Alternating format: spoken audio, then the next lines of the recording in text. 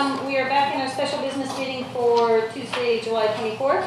I would like Council to consider amending the agenda to include a resolution that reads that Councillor Race be appointed the alternate acting mayor for the month of August. I'll move it. Is there a seconder? Seconded by Councillor Chappelle. And this is just to make sure we have our bases covered in August. I'll call the question. All those in favor? Opposed? Motion carries. First up, 3A1, first three readings of the District of Squamish-Galbraith Road closure bylaw number 2561/2018. Good afternoon, Mayor and Council. I'm Nav Gale from Real Estate, and this is Dave Merrill, Director of Major Projects. We're here to get three readings for proposed road closure of a portion of Galbraith Road, and then sale of that road closure or road area to Squamish Cornerstone Developments. In July 2017, staff brought forward a report to Council advising of an error with the survey plan that was registered at the Land Title Office with regards to the oceanfront land sale to Cornerstone. On that survey plan, Galbraith Road was registered at 25 meters, but only should have been 20 meters. And in order to correct that error, we need to close a portion of this road and transfer it to Cornerstone. All the plans and agreements related to this development show a 20-meter road. Council passed a resolution that day for staff to bring forward a road closure bylaw with all associated costs to be covered by the developer. As such, we'd like to recommend first reading for this bylaw and approval of the land sale. Any questions from Council? Would anyone like to move the motion? Moved by Councillor Race, seconded by Councillor Chappelle. Anyone want to speak to it? I think staff outlined it. This was more of a procedural correction. I'll call the question. All those in favor? Opposed? Motion carries. Thank you very much. Next up, we have District of Squamish Highway 99 Park Drive Road closure bylaw number 2623/2018. Alright, so we noticed Director Planning is joining me on this one. And I'm here to get first three readings of road closure to facilitate a proposed future sale of the unused portion of District Road. One of the actions of the real estate and facility strategy was to proactively look at unused road dedications in the district in order to raise revenue for future facility upgrades and land acquisitions. This is a map of the area. It's approximately 2,100 square meters, and this road is located in between 1,000 and 1450 Highway 99. If first three readings are approved today, staff will complete further due diligence before adoption is completed, which will include arranging for alternate access for Northwest Landscape through an easement with FOSA Development, and then consulting with the adjacent landowners, statutory notices, obtaining approval from the Ministry of Transportation and Infrastructure, as well as a right-of-way for a district water line and a hydro right-of-way. In order to keep moving forward, staff are recommending that we get first three readings for this road closure bylaw. Any questions for staff? Seeing none, would someone like to put the motion forward? Moved by Councillor Elliott, seconded by Councillor Race. Anyone like to speak to the motion? No, I'll just speak to it briefly. Our real estate strategy clearly articulated how we can take advantage of some of these very bizarre, anomalous road ends that we have, and so this is just, I think, one of many that we're likely to come to Council for consideration. Yes, that's correct. We'll call the question. All those in favor? Opposed? Motion carries. Next up, District of Squamish Bylaw 2200-2011, Amendment Bylaw 1606 Scott Crescent, number 2546. This dates back a while ago. I'm assuming, having read the report, that conditions have been met. Is there a brief report on this, or do you want us just to consider the bylaw? I don't have a presentation or report, no. Okay. Any questions from staff? I don't see anything. Would someone like to move adoption? Go ahead. Just one question. There was an email about a land development agreement being added to an agenda item. Is this the one? Yes. So in addition to what's in the agenda, we're also approving the land development agreement? Yes, you will have a chance to sign on afterwards. So you are approving it. Okay. Yes. We're approving separate motions, though. There's no motion for the land development. It is part of the approval process for adoption. Is the land development agreement is included in the agenda? Yeah. Oh, so the land development agreement is, don't we usually do them as separate motions? I think you maybe right. We can break them out as two separate motions. I think, I'm looking to Robin procedurally, I think we've always done, yeah, two separate motions. So the motion, has it been moved? Nothing's been moved.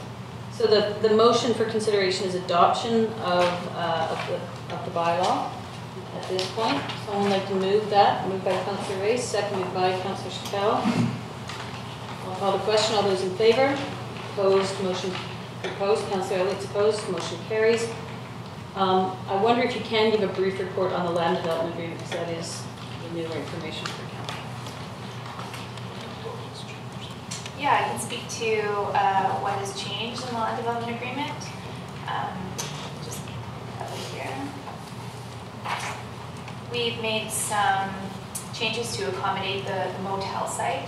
So there was a number of changes to all the schedules to accommodate the motel site in the Southlands. So we had to make a number of changes that way, as well as some of the language that related to the Southlands and incorporating the motel site into that. There was some smaller changes to the amount of residential density. So there was an increase in 10 units that was allowed as part of the addition of the motel site, as well as we have secured the commercial square footage as well in the land development agreement. We have also added some amenities into Schedule C. Some of those amenities were just kind of missing trail links. Some of them were identified as part of this rezoning by the Trail Society. We included them in as and specified them in the Schedule C for those amenities, and that's just to make sure that full connection comes through to the pedestrian bridge. There are a few other just kind of there were some smaller edits and revisions to some typos we noticed in the land development agreement, and overall everything that any of the major changes were all brought to council at the time of all of the different readings. Questions, Councillor Elliott? I probably needed to be here the first time this came before the council, but there's reference to 1595 Scott Crescent needing a right-of-way to there. Why is that? It says a statutory right-of-way for access across foreshore of 1595 Scott Crescent.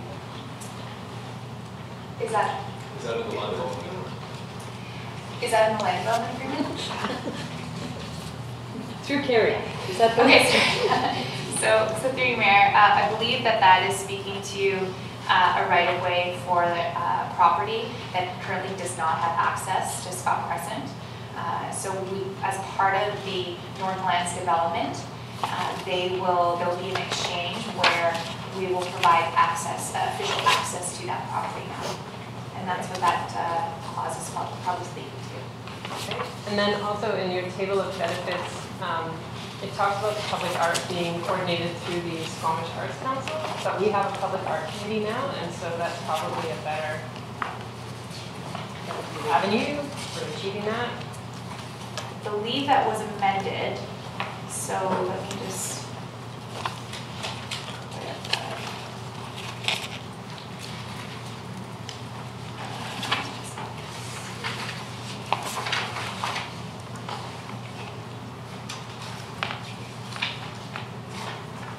Schedule C. Yeah, so fourth that line down. should have been amended, and it was one of the edits, so I can definitely We'll just add to the motion make it added to the with the motion. amendment that public art committee be, or Squamish Arts Council be replaced with public art. Is that okay with everyone? We haven't put a motion forward, have we? Okay, so what's the motion? Let's put it on the floor. Any other questions? Not really. Councillor Reyes? Well, I was going to move it. Move that with the the wording With the amendment. yeah. Is there a seconder? Second by Councillor Chappelle. And just to clarify, I wasn't looking for that. I was just more concerned about the process because it wasn't in the agenda. So I just wanted to, thanks. Any other comments? I'll call the question, comment? Yeah, I just wanted to Go ahead. thank staff for noticing the trail connections. That's a really huge addition and a fantastic addition. Thanks for collaborating with the trails. Thank you. I'll call the question. All those in favor? Opposed? Motion carries.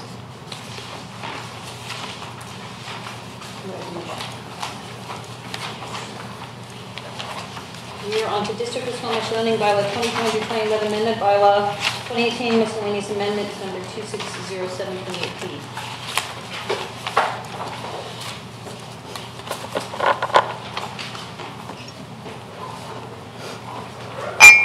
So anyone would like to move adoption, or does anyone have a question? Moved by Councillor Race, seconded by, I'll second that.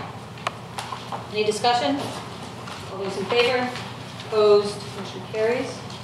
Next up, District of Squamish zoning bylaw 2020-2011 amendment bylaw electric vehicle charging receptacles number 2610 2018. Questions, Councillor Ellie? You move adoption, seconded by Councillor Chappelle. All those in favor? Opposed? Motion carries.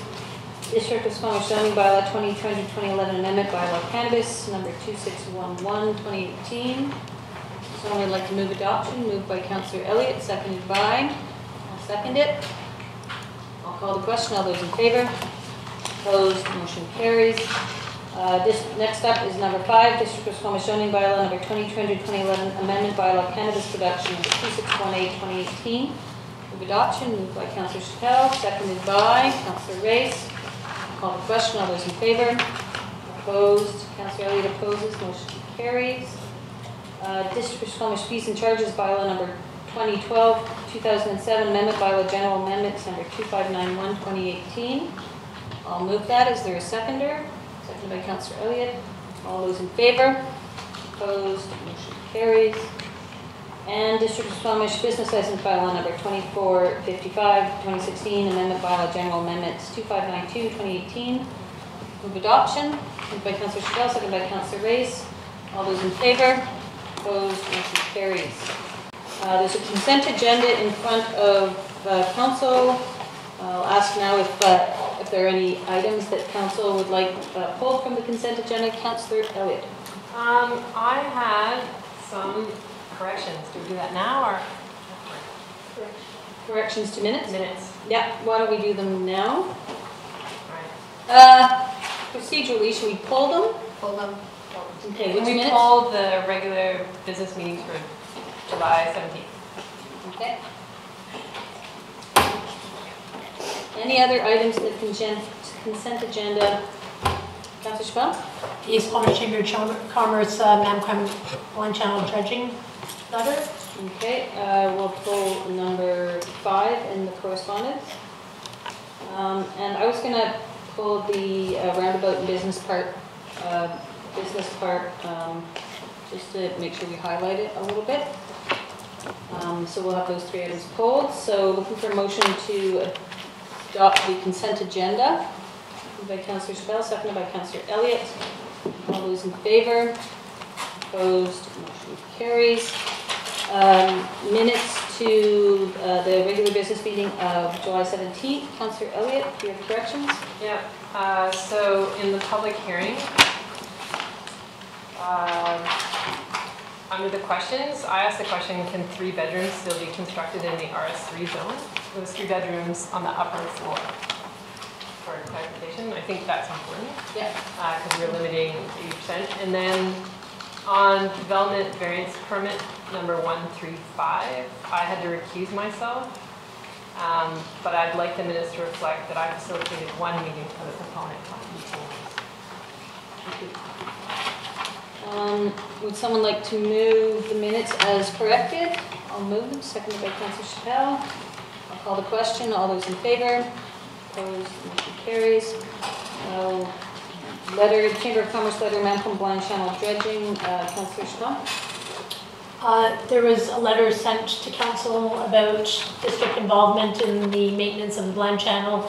The chamber is concerned that they basically spoke to dredging and other boats that needed, I just wanted to be cognizant of the fact that they are concerned about fisheries windows and that action be taken now, or that the district actually work with the Chamber of Commerce and other stakeholders to, and maybe Councillor Rice can speak to that as well. I don't know why Councillor Rice would, but. Well, Man from Blind Channel, he's passionate It's about my boating turf, in there, right? it's his turf, Yeah. exactly. So just that Yeah. staff, this letter be referred to staff for action and addressing collaboration.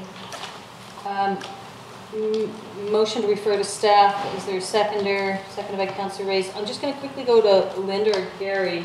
We did approve the marine strategy last week. Certainly part of it is this type of thing. And I just don't have it top of mind exactly how we expect to action that portion of the marine strategy. And maybe Jonas can just. Yeah, so the marine strategy identifies the dredging process as something that we need to initiate scoping and engagement on with all of the stakeholders in the area. So that's going to be, it's part of our work planning process now for 2019 and on. Because I think the Chamber's right, the collaboration part and funding partners, particularly to fund this. Years ago, and Councillor Rice can remember this as well, we had worked with the federal government a bit. We had done a small dredging project ourselves just to keep it somewhat navigable. Yes. But it's a big project, and to actually make it sustainable and you know, sensitive to the environment, it needs to be done really well. And it's going to take partners to come in to collaborate on that project. Councillor Rice, do you want to add to that? Well, I think you said most of it, but there's a couple of aspects of it, and there are fisheries windows, and they change from year to year depending on whether the pink salmon are running or not. And so there are definitely times when you can do it and when you can't. The permitting process is quite extensive. It's not something that happens in a quick time. So that permitting process, once you decide what you're doing, is sort of an adventure by itself. The other thing is there's all kinds of possibilities that have been discussed over the years, including having the Squamish Nation take part in that and get into the gravel business, which would intercept the gravel coming down before it fills in again. But the part that's there now, which is approximately 100,000 cubic meters, we've always wondered if it might find a nice home on our oceanfront lands, for example, because it is good clean fill, it has been tested. But that's obviously work to do with stakeholders. Yes. Thank you. Did we call the question on that? No?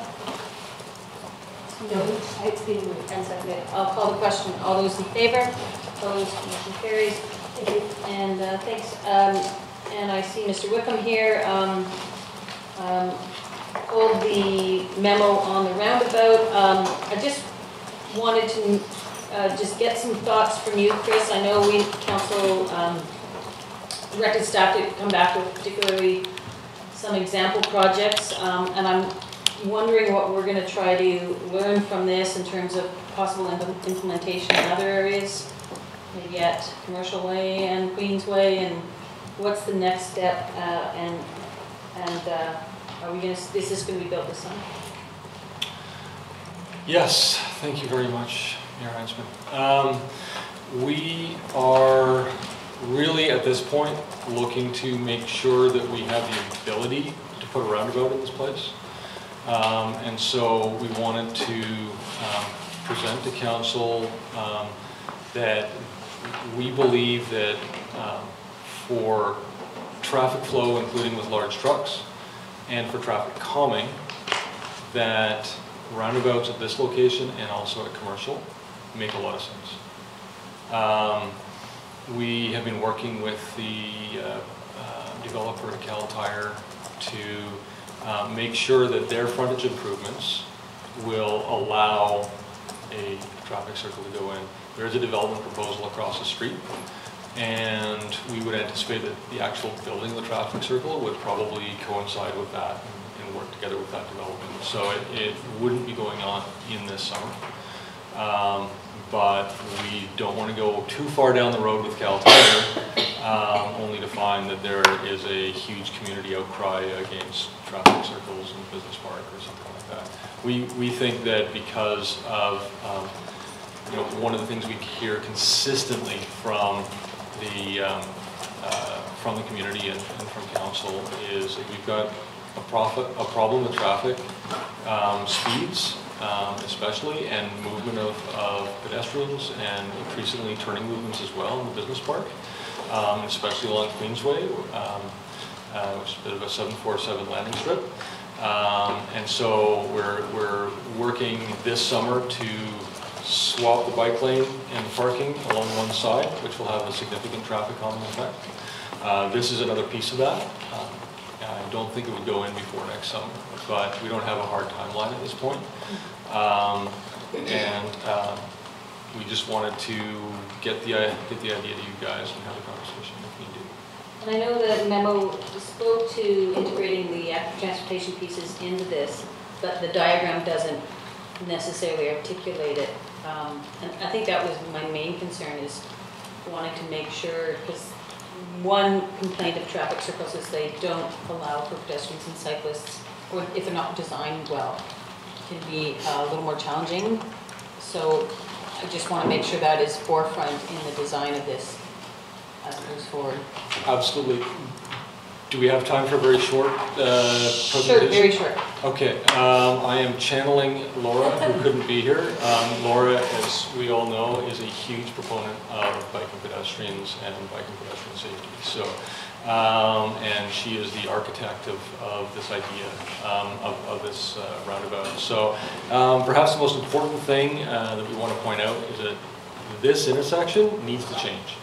The crossing distances for pedestrians are too long, the intersection is too big, and drivers are speeding through the Business Park.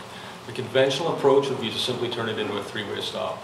Unfortunately, a three-way stop is overkill in the near term and is only really needed at peak times and does not help with the geometry of the intersection. It doesn't improve the pedestrian experience, and because it will still need to accommodate large trucks. As an alternative, we've asked the consultants to look at a roundabout design. In the following slides, we'll share some of the examples of how protected bike lanes can be incorporated into roundabouts. So we don't have a detailed design at this point, this and the following two drawings are from the Massachusetts Department of Transportation's Separated Bike Lane Planning and Design Guide, which is available online. This graphic shows us how conventional bike lanes leave cyclists vulnerable near intersections. Separated bike lanes that either end at intersections or mix with right turn lanes at intersections have a significant conflict zone and poor visibility for cyclists. A properly designed roundabout protects cyclists at all but 2 points in the intersection and provides good visibility for cyclists. The angle at which vehicles are approaching are easily seen by cyclists. A fully protected intersection is arguably the safest solution for everyone, except that it requires all users to come to a complete stop. And nobody likes that, including cyclists. And so here's a detailed visual of how a roundabout design can safely accommodate cyclists and pedestrians. Light gray is a sidewalk and dark gray is the bike lane. And then here's more detail, kind of showing what that would look like. And you can see that. You can see if I can get my pointer figured out. Yeah, you can see that there's room for a car to come and stop, and the bikes to make the crossing safely. And just one more slide here shows what that might look like. This is the conceptual drawing that is being provided by Cal Tires engineers. There's certainly some work to do yet, but hopefully this gives everyone an idea of what this could look like. Thanks for that. Any questions? Thank you. Move receipt of the memo. Moved by Councilor Elliott, second by Councilor Chabot. All those in favor? Opposed? Motion carries. And I'll now entertain a motion to close. Moved by, I'll move it. Is there a seconder? Second by Councilor Elliott. All those in favor? Opposed? Motion carries.